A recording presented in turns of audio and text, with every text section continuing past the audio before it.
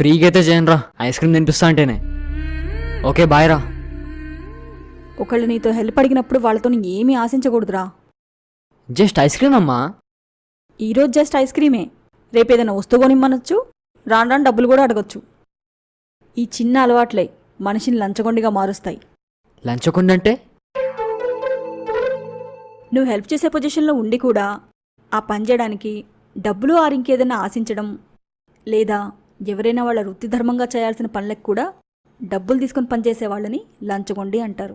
ఓ అయితే తప్పు కదా. అలా చేస్తే పనిష్మెంట్ ఉంటుందా? దేవుడి దృష్టిలో ఎవ్వరూ తప్పించుకోలేరు. ఏదో ఒక రీతిలో వాళ్ళు చేస్తున్న పాపాలకి శిక్ష అనుభవించేలా చేస్తాడు. అమ్మో, ఇంకెప్పుడు ఇట్లాంటివి చేయనమ్మా. నా వల్ల అయ్యే పనులన్నిటికీ ఏమీ ఆశించకుండా చేస్తా.